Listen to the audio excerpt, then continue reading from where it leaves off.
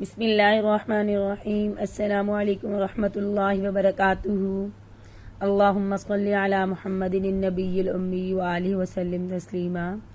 رب اشرح لی صدری ویسر لی امری واحلل عقدۃ من لسانی یفقہوا قولی۔ عزیز طالبات، اللہ تعالیٰ سے امید ہے کہ آپ سب خیریت سے ہوں گی۔ ہم باب الدعاء والادعیہ پڑھ رہے ہیں، جس میں ہم نے پڑھی لفظ دعا کی تحقیق، دعا کی اہمیت اور فضیلت، دعا کی شرائط اور دعا کی صورتیں۔ آج ہم دعا کے آداب پڑھیں گے۔ اس سے پہلے آپ نے دعا کے قبول ہونے کی شرائط اور قبولیت دعا کی مختلف صورتیں ملاحظہ کیں۔ کچھ باتیں دعا مانگنے اور دعا قبول ہونے کے لیے شرط تو نہیں، البتہ مستحب ہیں۔ ان کو دعا کے آداب کہا جاتا ہے اور وہ یہ ہیں: دعا سے پہلے کچھ نیک عمل کر لیا جائے۔ نمبر 2، دعا مانگتے وقت انسان پاک صاف باوضو ہو اور قبلہ کی طرف منہ کر کے دو زانو بیٹھ کر دعا مانگے۔ دو زانو بیٹھ کر دعا مانگے جس طرح نماز کی حالت میں بیٹھتے ہیں اس طرح۔ دعا کے شروع اور آخر میں اللہ کی حمد و ثنا اور رسول صلی اللہ علیہ وسلم پر درود بھیجے۔ دعا مانگتے وقت دونوں ہاتھ کھول کر کندھوں کے برابر اٹھانے چاہیے، زیادہ اونچے نہیں کرنے چاہیے، بالکل کندھوں کے برابر، نہ بہت اونچے نہ بہت نیچے ہاتھ کرنے ہیں۔ اور درود شریف پڑھنا ہے، جیسے کہ ایک حدیث شریف کا مفہوم ہے کہ جب تک درود شریف دعا میں درود نہ پڑھا جائے تو وہ دعا آسمان اور زمین کے درمیان معلق رہتی ہے، لٹکی رہتی ہے۔ دعا تو صرف اللہ ہی سے مانگنی چاہیے، لیکن دعا کے اندر انبیاء کرام علیہم السلام اور اللہ کے نیک بندوں کا واسطہ دے کر دعا مانگی جا سکتی ہے۔ مثلا یوں کہا جائے کہ اے اللہ، آپ اپنے پیارے نبی حضرت محمد صلی اللہ علیہ وسلم کے صدقے یا ان کے واسطے سے یا ان کے وسیلے سے میرا یہ کام کر دیجئے۔ دعا ایک بار مانگے اور نہایت عاجزی، انکساری اور اصرار کے ساتھ اور اس عزم اور یقین کے ساتھ دعا مانگے کہ یہ ضرور قبول ہوگی۔ یعنی دعا مانگتے وقت آپ کو پورا یقین ہونا چاہیے کہ یہ دعا قبول ہو جائے گی۔ اگر بے یقینی کے ساتھ دعا مانگیں گے تو پھر دعا قبول نہیں ہوگی، کیونکہ یقین ہونا ضروری ہے۔ اور اللہ تعالیٰ کی ذات ہر چیز پر قادر ہے، اس کے کن کہنے سے فیکون ہو جائے گا۔ اگر کسی مجمع میں دعا مانگ رہے ہیں اور لوگ اس کی دعا پر آمین کہہ رہے ہیں تو صرف اپنے لیے دعا نہ مانگے بلکہ سب کے لیے دعا مانگے۔ دعا سے فارغ ہونے کے بعد اپنے دونوں ہاتھ منہ پر پھیرے۔ دعا کے مکروہات۔ جس طرح دعا کے آداب ہیں اسی طرح دعا کے مکروہات بھی ہیں، یعنی کچھ چیزیں ایسی ہیں جو دعا مانگتے وقت نہیں کرنی چاہیے، اس لیے کہ نبی کریم صلی اللہ علیہ وسلم نے ان سے منع فرمایا ہے۔ دعا کے مکروہات یہ ہیں: نمبر 1، دعا کے وقت اپنی نگاہیں آسمان کی طرف اٹھانا، اس سے حدیث شریف میں منع کیا گیا ہے۔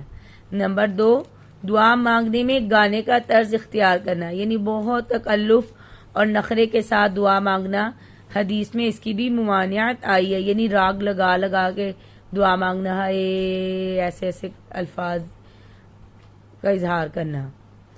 نمبر 3، کسی ایسی چیز کی دعا کرنا جس کے بارے میں ایک جانب کا فیصلہ ہو چکا ہو، مثلا ایسی بات کی دعا کرنا جو بدلتی ہی نہیں، جیسے کوئی مرد عورت بننے کی اور عورت مرد بننے کی دعا کرے، یعنی ایسی چیز کی دعا کرنا جس کے لیے اللہ کا فیصلہ ہو چکا ہے۔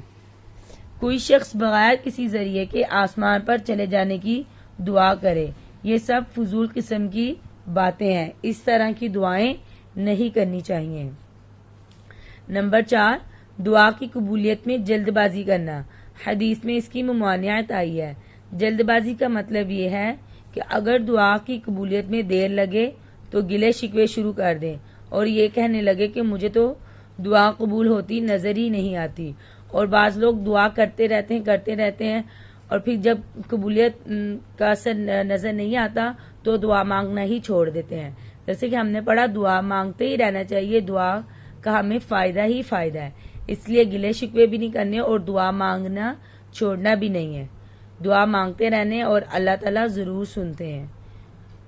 بہت سے لوگ جہالت کی وجہ سے کہہ دیتے ہیں ہم برسوں سے دعا کر رہے ہیں، تسبیح کے دانے بھی گھس گئے لیکن کوئی اثر ظاہر نہیں ہوا۔ یہ سب غلط باتیں ہیں۔ ایک حدیث شریف میں آپ صلی اللہ علیہ وسلم نے ارشاد فرمایا کہ لا یزال یستجاب للعبد ما لم يدعو بإثم او قطيعة رحم ما لم يستعجل قیل یا رسول اللہ ما للاستعجال قال یقول قد دعوت وقد دعوت فلم ارى یستجاب لی فیستحسر عند ذلك ویدع الدعاء۔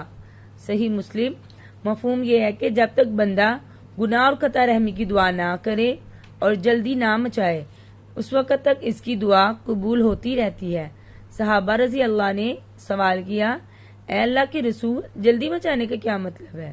آپ صلی اللہ علیہ وسلم نے فرمایا، جلدی مچانے کا مطلب یہ ہے کہ بندہ کہتا ہے میں نے دعا کی اور دعا کی لیکن مجھے قبول ہوتی نظر ہی نہیں آتی، یہ کہہ کر وہ دعا کرنے سے تھک جاتا ہے اور دعا کرنا چھوڑ دیتا ہے۔ لہذا انسان دعا کرتا رہے چاہے قبولیت دیر سے ہو، یا یہ اس سے بہتر ہے کہ جلدی قبول ہونے کی خواہش میں دعا کرنا ہی چھوڑ دے۔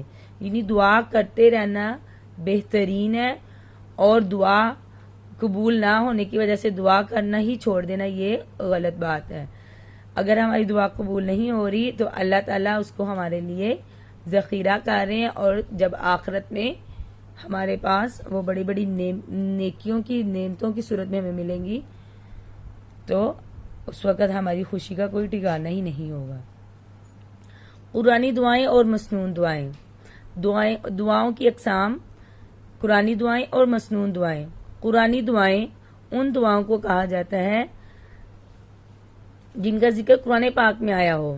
اللہ تبارک و تعالی نے قرآن کریم میں جہاں انسانوں کو اور بہت سی چیزوں کی ہدایت کی ہے وہاں دعا مانگنے کا طریقہ اور اس کے الفاظ بھی بتلائے ہیں، لہذا جن دعاؤں کا ذکر قرآن کریم میں آیا ہے ان کو قرآنی دعائیں کہا جاتا ہے۔